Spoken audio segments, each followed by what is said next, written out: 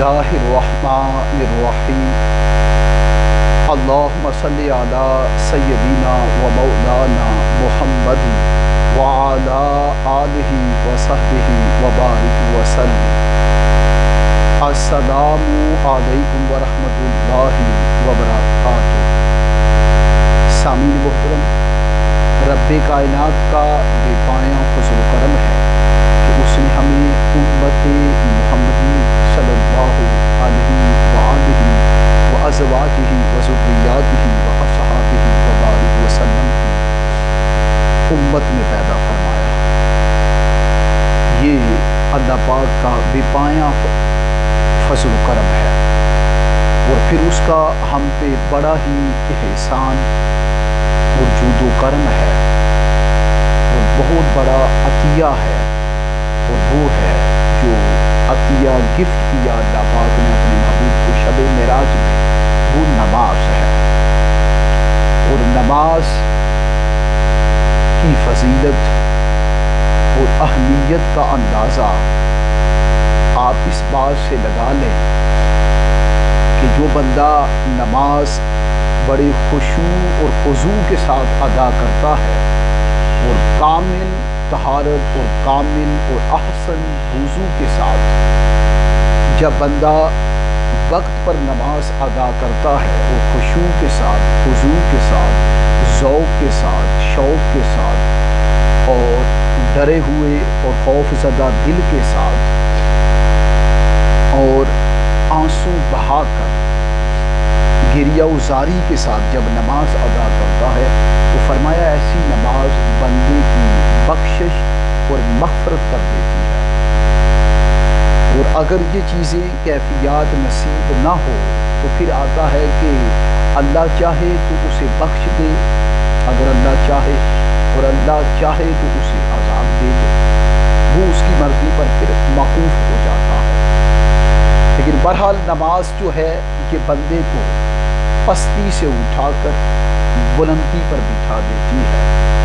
نماز زمین سے اٹھاتی ہے بندے کو، اور آسمان کی بلندیوں پر بٹھا دیتی ہے۔ نماز اللہ اور بندے کے درمیان، بندے اور اللہ کے درمیان ایک عہد وفا ہے، ایک عہد وفا ہے۔ نماز بے حیائی، فحاشی، عریانی، کرپشن، بدعنوانی سے بھی بچاتی ہے۔ نماز بندے کے دل کو سکون عطا کرتی ہے۔ نماز بندے کے ذہن کو جلا بخشتی ہے۔ نماز بندے کو نور ایمان، نور ایقان، نور توکل، نور یقین سے آراستہ کر دیتی ہے۔ نماز جو ہے یہ بندے کو خدا کے ساتھ جوڑ دیتی ہے۔ نماز مختلف عبادات کا مجموعہ ہے، اور مختلف اذکار کا مجموعہ ہے۔ نماز اس میں قیام بھی ہے، کھڑا ہونا بھی ہے، اور اسی میں قیام ادب کے ساتھ کھڑا ہونا بھی ہے۔ جیسے سائل، منگتا، بیکاری، وہ آ جاتا ہے اور وہ ادب سے کھڑا ہے، اور وہ گزارش کر رہا ہے کہ باری تعالیٰ سائل، منگتا، بیکاری تیری دہلیز پہ،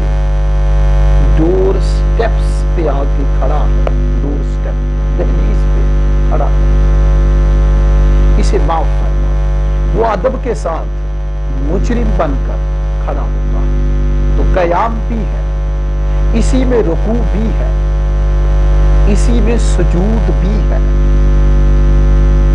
اسی میں قعدہ بھی ہے، تشہد بھی ہے، اسی میں درود بھی ہے، اسی میں ثنا بھی ہے، سورۃ الفاتحہ بھی ہے، پھر قرآن کی تلاوت بھی ہے، اسی میں پھر اسی میں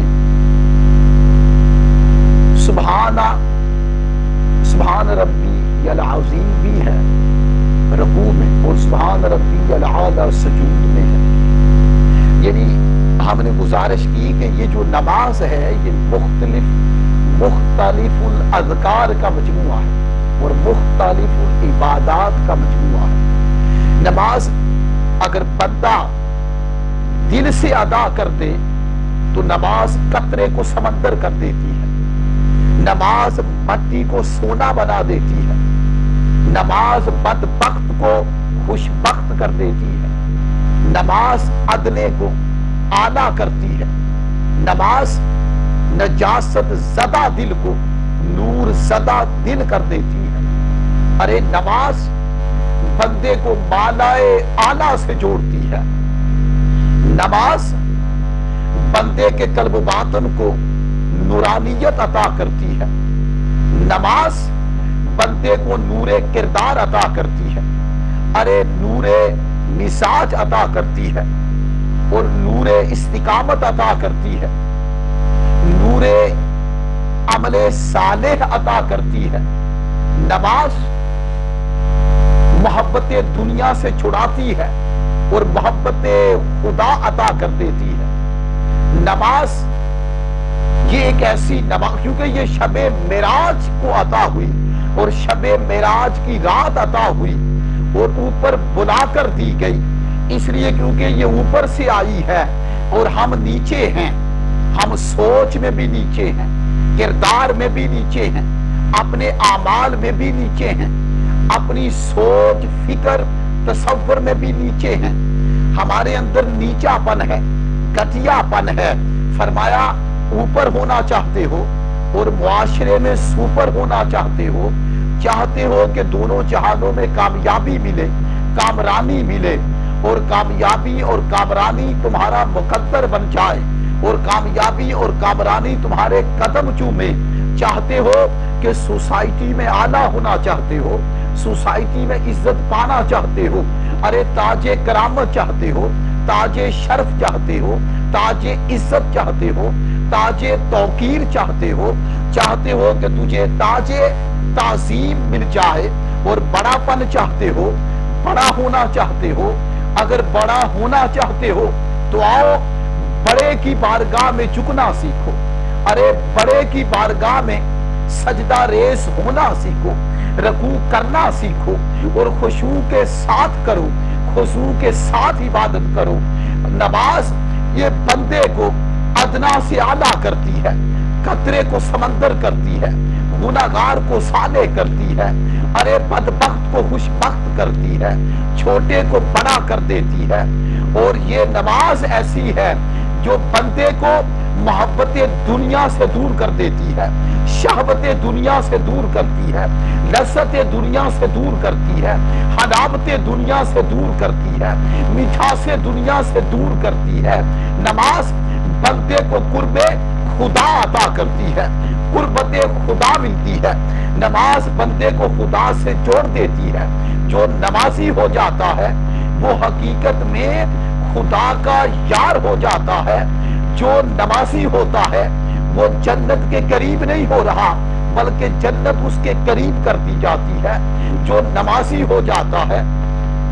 وہ حقیقت میں صالح مرد مومن اور مرد حق ہو جاتا ہے۔ ارے جو نمازی ہوتا ہے اور جو نماز پڑھتا ہے، نماز اسے نور توحید عطا کر دیتی ہے، اسے نور وحدت، نور توحید کا فیض عطا کرتی ہے۔ پھر جو نماز پڑھتا ہے وہ فقط خدا سے ڈرتا ہے اور دنیا کے کسی بادشاہ سے وہ ڈرنے کا تصور بھی نہیں کرتا۔ کیوں؟ نماز اس کے باطن کو اب وہ نور دیتی ہے، وہ سرور دیتی ہے، وہ ذوق دیتی ہے۔ نماز کہتی ہے کہ وحدہ لا شریک، فقط اللہ کی ذات ہے، جو جس سے ڈرا جائے اسے خدا کہتے ہیں، جس کی عبادت کی جائے اسے اللہ کہتے ہیں، اور جس کے قریب ہونا چاہتے ہو اسے الہ چاہتے ہیں۔ جو محبوب ہے وہ خدا ہے۔ تو جب اس کے دل میں نور توحید کا فیض آ جاتا ہے،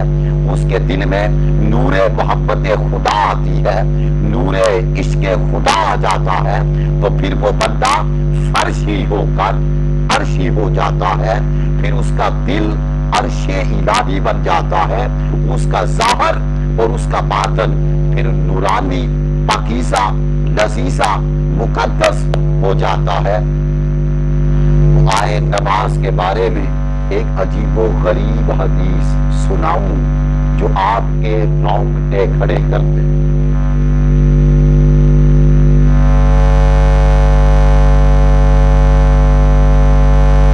حدیث پاک میں آتا ہے کہ حضرت ابو عبادہ بن صامت رضی اللہ تعالی عنہ یہ روایت کرتے ہیں کہ میں نے اللہ کے رسول صلی اللہ علیہ وآلہ وسلم سے سنا، اور تاجدار کائنات صلی اللہ علیہ وآلہ وسلم فرماتے ہیں کہ خمس صلوات افترضہن اللہ تعالی علی عبادہ ومن احسن وضوءہن وصلاہن بوقتہن فأتم رکوعہن وسجودہن وخشوعہن کان لہ عند اللہ عہد ان یغفر لہ ومن لم یفعل فلیس لہ عند اللہ عہد ان شاء غفر لہ وان شاء عذبہ۔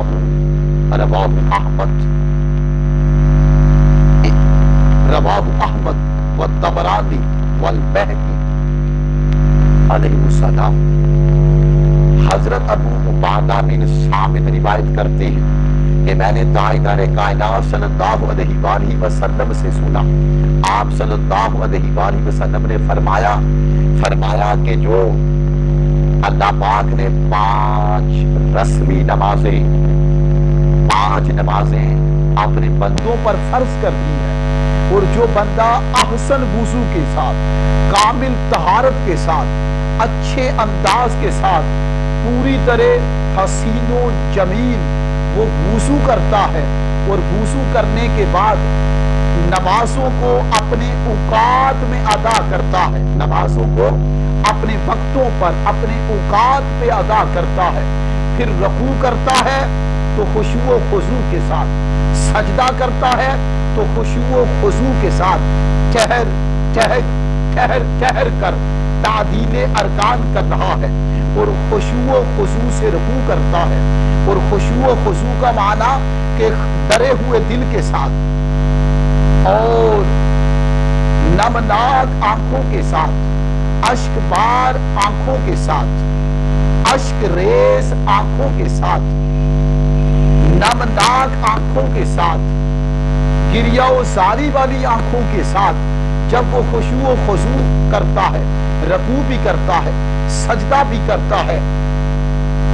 تو پھر اس کے اللہ کے ہاں اس بندے کے لیے ایک عہد و پیما ہو جاتا ہے، اور وہ عہد و پیما اللہ یہ کر لیتا ہے کہ میں اس بندے کی بخشش کر دوں گا، ای یغفر لہ، کہ اسے بخش دوں گا۔ اللہ کے ہاں اس کے لیے عہد و پیما ہو جاتا ہے، اور اللہ پھر جس سے وعدہ کر لے تو وہ اپنے وعدے کے خلاف نہیں جاتا۔ پھر فرمایا وَمَن لَّمْ يَفْعَلْ، جو بندہ اس طرح نہیں کرتا، یعنی نماز تو پڑھتا ہے لیکن ذوق سے نہیں، شوق سے نہیں، عاجزی، تواضع، انکساری، تذلل، خشوع و خضوع سے اور دل جمی سے نہیں پڑھتا، جلدی جلدی ادا کرتا ہے، تو فرمایا اس کے لیے اللہ کے ہاں کوئی عہد و پیمان نہیں ہے۔ پھر اللہ کی مرضی ہے، وہ چاہے تو اسے بخش دے، وہ چاہے تو اسے عذاب دے۔ تو یہاں آپ نے دیکھا کہ اگر نماز خشوع و خضوع سے پڑھی جائے، ارے دل جمی سے پڑھی جائے، تعدیل ارکان ہو، رکوع اور سجود، پھر اس میں خشوع و خضوع ہو، زار و قطار رونا ہو آنکھوں کا، اور دل میں اس کی توحید کا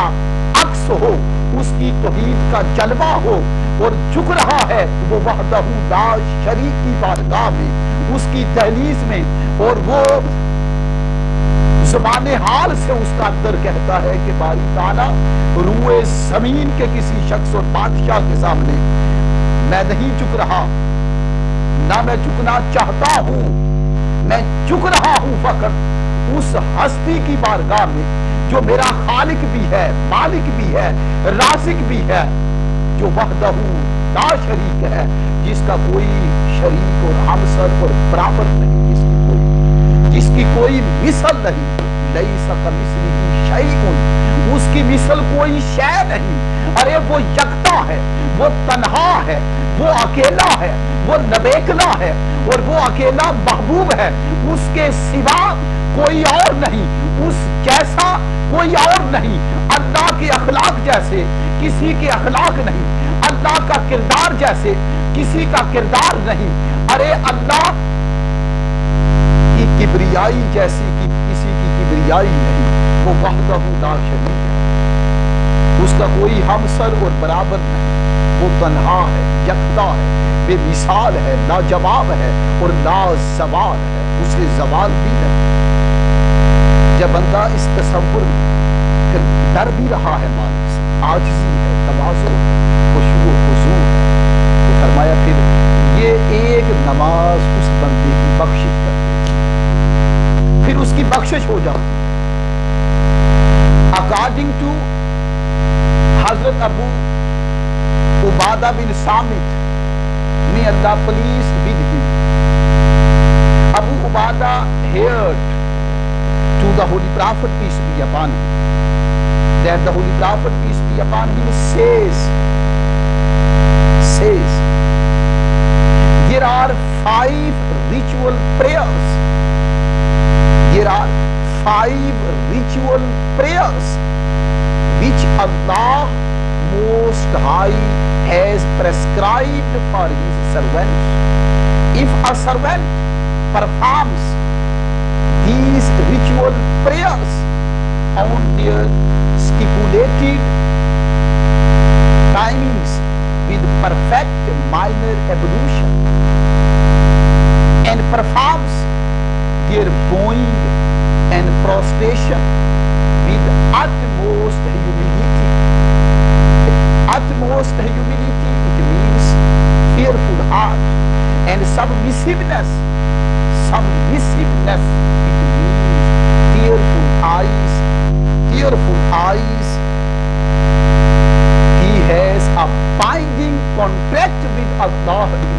Almighty that he will grant him forgiveness. But if someone fails to do that, it means skips the prayer or does not perform it as required, he has no contract, he has no binding contract with Allah Almighty, then he may grant him forgiveness if he desires, and he may award him punishment if he so pleases. Narrated by Ahmad, Abu Dawud,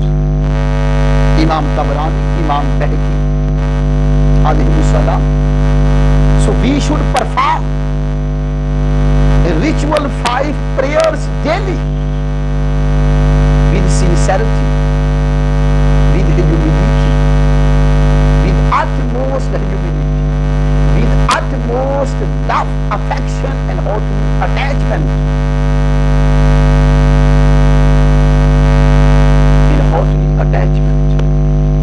We should perform 5 prayers with utmost devotion, with utmost dedication, with utmost sincerity, with utmost honesty, with utmost loving intention, and with utmost sincere, pure, forgetting, purified intention. So